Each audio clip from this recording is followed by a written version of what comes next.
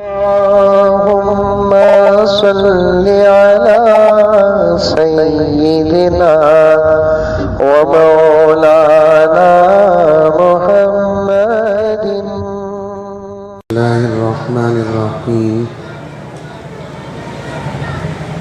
वकज़ालिक जअलनाकुम उम्मतन वसतन लितकूनू शुहदाअ अलन्नास वयकूनर रसूलु अलैकुम शहीदा।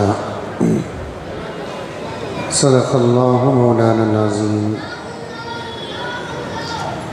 एक मरतबा दुरूद शरीफ पढ़ लें।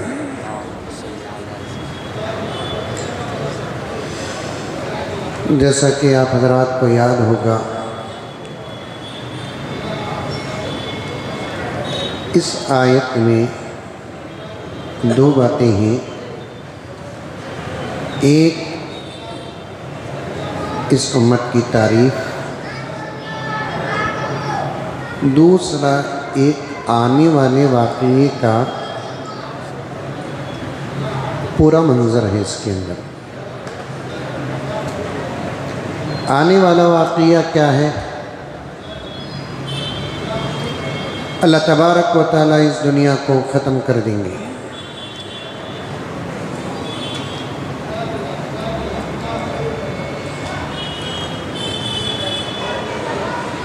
कोई चीज़ बाकी नहीं रहेगी।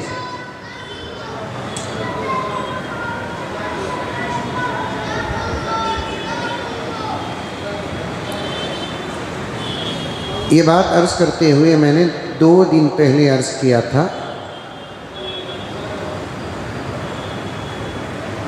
हर चीज़ को अल्लाह तबारक व तआला एकदम ख़त्म करके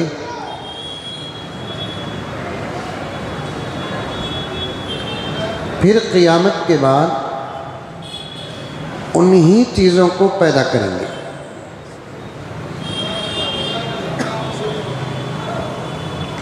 ये बहुत बड़ी कुदरत है। मिसाल भी देकर मैंने आपको समझाया। एक चीज़ को ख़त्म कर देना, फिर उसी चीज़ को पुरानी जैसी बनाना, मैं समझता हूँ मिसाल भी नहीं है दुनिया के अंदर। अल्लाह तबारक व तआला फिर से पैदा करेंगे।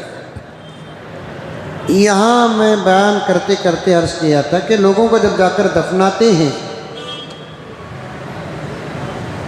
आप देखे होंगे कि चंद दिनों के बाद क़ब्र का निशान तो रहता है, लेकिन अंदर मुर्दा नहीं रहता। हाँ, 4 किस्म के लोग ऐसे हैं जिनको दफनाने के बाद क़ियामत तक उनका जिस्म सलामत रहता है। एक हज़रत अंबिया अलैहिमुस्सलाम का जिस्म,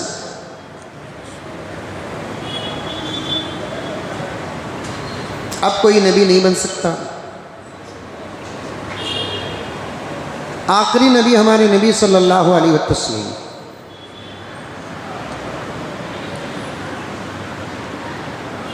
क़ियामत के करीब हज़रत ईसा अलैहिस्सलाम आएंगे। फिर एक निज़ाम सारी दुनिया में कायम होगा। फिर हज़रत ईसा अलैहिस्सलाम का इंतकाल होगा।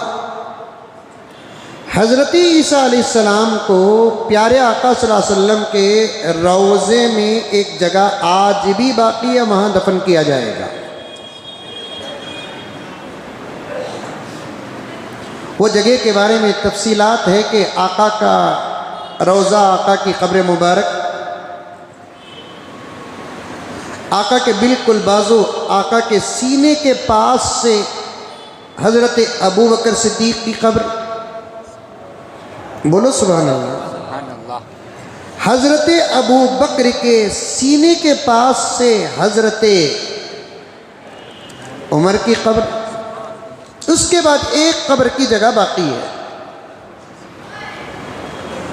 हज़रत ईसा अलैहिस्सलाम को वहाँ पर दफन किया जाएगा। एक सवाल यहाँ पैदा होता है कि क्या हज़रत ईसा को उमर के सीने के पास से कब्र बनाएंगे? नहीं, प्यारे आका के सीने के पास से कब्र बनाएंगे। समझ में आ रही है बात? बोर्ड होता तो मैं लकीर डाल कर बताता, लेकिन इतनी बात तो है, क्या किस्मत पाई हज़रत अबू बकर सिद्दीक़ और हज़रत उमर, दो नबियों के बीच में सोने का मौका मिला है। फिर भी कुछ लोग हैं दुनिया के अंदर नादान, इतनी बड़ी अजमत को अपने आंखों से देख कर भी इन दोनों के शान में गुस्ताखी करते हैं। एक सवाल आया है मेरे पास, जब उस सवाल का जवाब देने का मेरे पास वक्त आएगा तो मैं और तफसीलात इंशाअल्लाह ताला आपके सामने बयान करूँगा। लेकिन एक बात अर्ज़ करते हुए गुज़रता हूँ, किसी भी सूरत से हज़रात सहाबा के शान में किसी किस्म की कोई गुस्ताखी ना हो।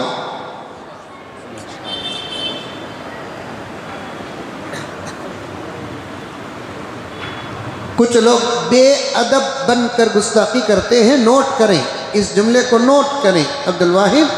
कुछ लोग बेअदब बनकर गुस्ताखी करते हैं तो कुछ लोग अदब के साथ गुस्ताखी करते हैं। बेअदबी के साथ गुस्ताखी करने वाले कौन और अदब के साथ गुस्ताखी करने वाले कौन, इंशाअल्लाह ताला वो सवाल का जवाब देने का जब मुझे मौका आएगा मैं आपके सामने तफसील से अर्ज़ करूँगा। लेकिन एक बात याद रखिए, सहाबा के शान में बेअदबी के साथ तो दूर की बात कि अदब के साथ भी गुस्ताखी ना हो।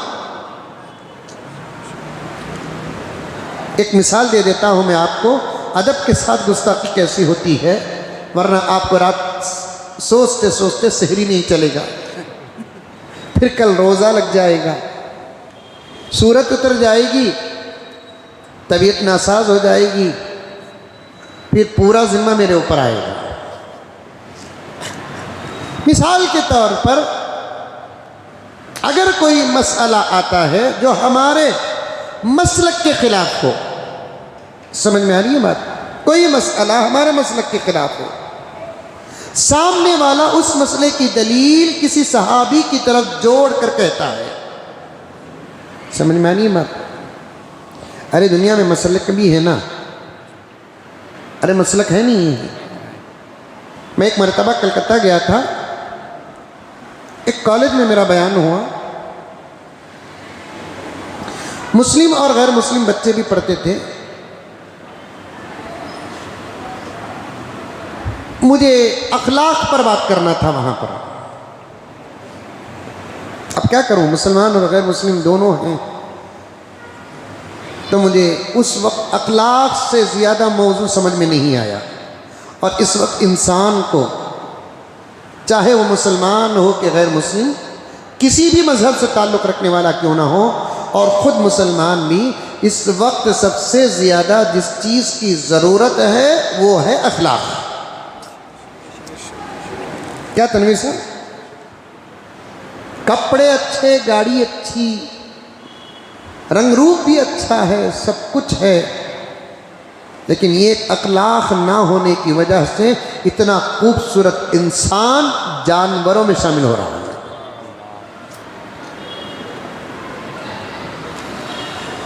दौलत है, गाड़ी है, खूबसूरत है, हैंडसम है, स्मार्ट है, इंसान देखने में नजर आ रहा है, एक अखलाक न होने की वजह से उसका शुमार, मैं क्या जानवरों का नाम लूं, जानवर बोले तो आप समझ जाइए कि जानवरों में शुमार हो रहा है। और अखलाक की ज़रूरत सिर्फ मुसलमानों को नहीं, गैर मुस्लिमों को भी, गैर मुस्लिमों को नहीं, मुसलमानों को भी। और एक बात कहता हूँ, आप हज़रात सुनिए और टेलीकास्ट से सुनने वाले सुनिए, गैर मुस्लिमों के पास अगर, गैर के पास अगर अखलाक नहीं है, मुझे उतना अफसोस नहीं होता जितना अफसोस अगर मुसलमानों के पास अखलाक नहीं तो होता है। क्योंकि अखलाक का सबक आका दिए नहीं।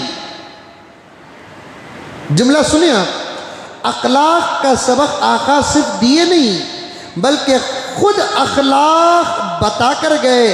खुद आका साहिब अखलाक थे। आका के इतने प्यारे अखलाक कि आका के अखलाक की गवाही कुरान देता है, इन्नका लअला खुलुकिन अज़ीम। ए पैगंबर, आप बेहतरीन अखलाक वाले हैं।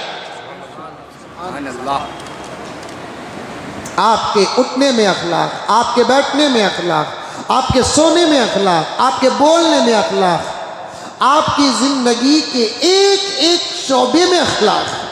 लेकिन आज 99% मर्द और औरतें, जवान, बच्चे, यहाँ तक के बूढ़े भी अखलाक से खाली हैं, अखलाक से खाली हैं।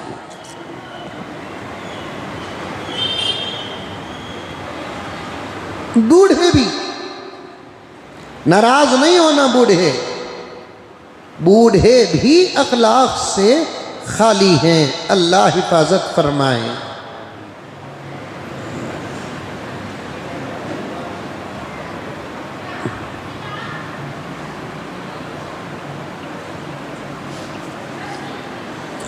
बहुत दिन हुआ अशार पढ़कर। अखलाक पर 2 शेर मेरे पास हैं। कब कौन किसी का होता है, सब झूठे रिश्ते नाते हैं। कब कौन किसी का होता है, सब रिश्ते, सब झूठे रिश्ते नाते हैं। दिल रखने की सब बातें हैं, सब असली रूप छुपाते हैं।